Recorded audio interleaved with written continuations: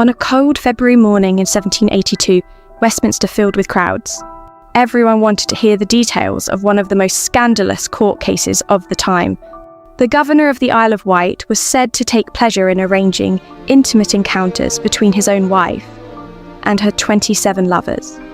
And when it all came crashing down, he demanded a fortune for her seduction. This is the story of a descendant of an English queen whose reputation was valued at just 1 shilling, and who sacrificed everything in the name of love. By now, you're probably asking, so who was this scandalous lady? Her name was Seymour Dorothy Fleming. And Seymour, that sounds a little too familiar, doesn't it? That's no coincidence. She was a distant relative of Jane Seymour, more precisely a descendant of her older brother, and to emphasize this connection to such an ancient and noble line, her parents quite literally turned the family name into her given name. And perhaps that unusual name might have remained the most remarkable detail of her biography, if not for a sudden family tragedy that transformed her into a very wealthy heiress, and inevitably into an object of intense public attention. When she was just 5 years old, her father died, and her mother remarried a very wealthy plantation owner in the New World, who later left his entire fortune to her children. Her sister Jane, thanks to this inheritance and perhaps a more proper temperament, made a successful marriage and became a countess. And by the way, just notice the names, Jane and Seymour. It's quite obvious their parents had a particular fondness for the third wife of Henry VIII. And Seymour, with her own inheritance, estimated at around £70,000 to £100,000, quickly attracted the attention of a young and ambitious baronet, Sir Richard Worsley. For 17-year-old Seymour, this match was clearly for love. She had first seen Richard when she was still a teenager, and as for the groom's feelings toward his bride, one of his friends later put it quite well. They were married for love and £80,000. The young couple quickly became a shining presence in high society, never missing the gatherings and parties hosted by the star of the time, Georgiana Cavendish. And although the women weren't particularly close, Seymour was still part of the Devonshire circle, a world where indulgence and rather loose morals were simply part of life. But the marriage, whose facade appeared so perfect, was in reality falling apart. The problems began almost immediately, even on their wedding night. As Seymour later said, "He gave me the miserable pleasure of keeping my virginity 3 months after marriage." But even that was only the beginning. Her husband, it turned out, had very particular inclinations. He was a voyeur, and if, like me, you're hearing that word for the first time, it means someone who takes pleasure in secretly watching the intimate lives of others. Richard showed little interest in intimacy with his own wife. Instead, he preferred to watch her and her lovers. One of her nighttime visitors would later testify in court that, as he was leaving Lady Worsley's bedroom, he ran straight into her husband by the dressing room door, and it was quite clear what he had been doing there. And if you're already ready to label this young woman as immoral, I might surprise you. Because at that time, having discreet lovers was actually a fairly normal part of social life. It was expected that a woman would first give birth to a son, an heir, which Seymour did. And only then could she allow herself relationships on the side. As for men, their affairs were always acceptable and required no explanation at all. Of course, all of this remained unspoken. And that was the paradox of that society. If we think again of Georgiana Cavendish, whose life was in many ways tragically similar to Seymour's, she lived through almost the same story. She even had a child with one of her lovers, and they essentially lived in a kind of 3-person marriage, while her husband openly brought his own mistress into their home. But coming back to the more scandalous side of our story, it seems that Richard didn't just enjoy watching. He also liked to show his wife to others. According to testimony given in court, he once invited one of his friends to watch his wife undress through a window. And in the most shocking incident, the one that sparked endless gossip and stunned the public at the time, he reportedly lifted one of his friends onto his shoulders so he could watch his wife bathing. Honestly, I didn't even want to go into all these details, but I'm making this video purely out of my love for Natalie Dormer, who portrayed her on screen.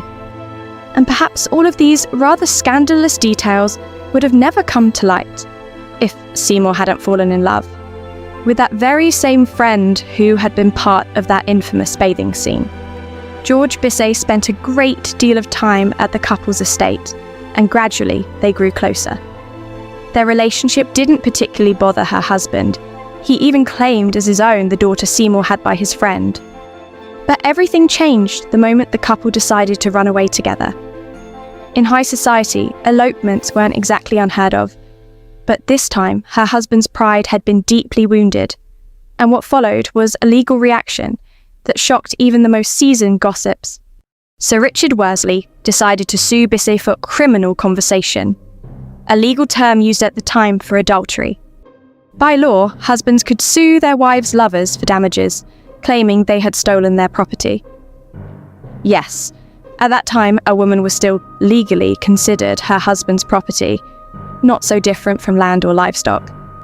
The offended husband demanded £20,000, an astronomical sum, equivalent to around $3 million today, a sum that would have completely ruined the captain, who simply didn't have that kind of money, and given Richard the revenge he wanted.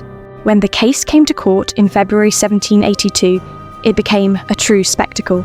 An aristocratic couple, an elopement, a child fathered by a family friend, and a long list of lovers. It had everything. People lined up just to witness the chaos, and newspapers could barely keep up with publishing all the details. Sir Richard Wesley presented himself as a wronged husband. He wanted the jury to believe that his wife had been taken from him and that he had suffered real damage. But Seymour had no intention of playing the role of a silent, disgraced wife. She acted decisively to save the man she loved. She did something very few women of her position would have dared to do. She helped build the case against her own husband. With her permission, Bissey's legal team brought every skeleton out of the closet, starting with a parade of Seymour's former lovers. One by one, they stood in court and admitted they had slept with her.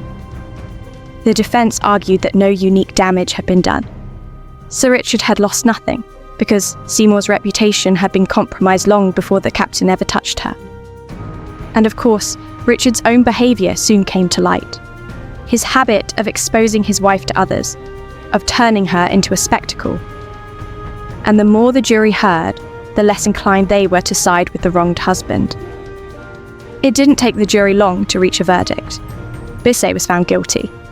But instead of the £20,000 Sir Richard demanded, the court awarded him just 1 shilling. Lady Worsley, in the eyes of the court, was not worth a farthing. A brutal judgment of her reputation, but one that stripped Sir Richard of any moral high ground and saved the man she loved from complete ruin. Then things got even steamier. That spring, a pamphlet hit London's booksellers claiming to be written by Lady Worsley herself. It wasn't, but an epistle became the most talked about publication of the year. It was a poem, written as if Seymour was speaking directly to her husband, defending her choices and delighting in her passion for Captain Bissey. Sir Richard Worsley never recovered from that humiliation. His political career declined, his reputation was ruined, and history remembers him not so much as a statesman, but as a laughingstock of his time. But if you think this story is heading toward a happy ending, at least for Seymour, unfortunately, this is not that kind of story. Very soon, the man she had tried so hard to protect left her, and that was even after she had given birth to their second child.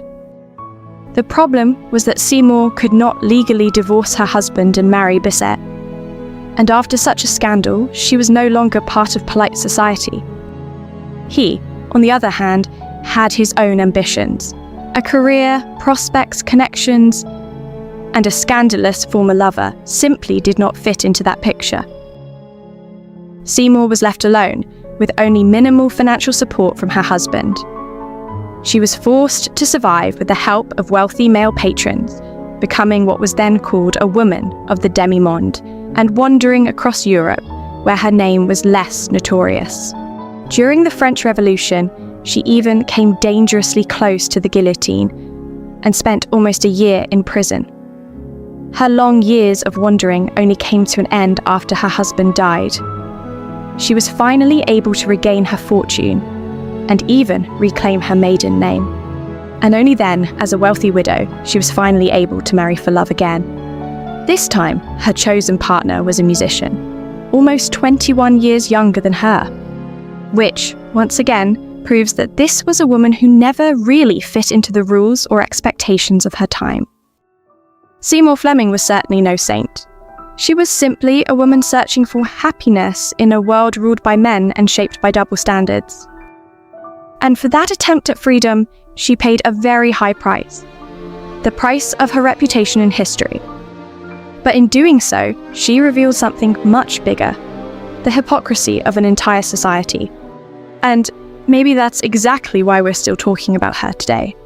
So tell me, had you heard of this scandalous relative of Jane Seymour? I'll be waiting for your thoughts in the comments, and I'll see you in the next video.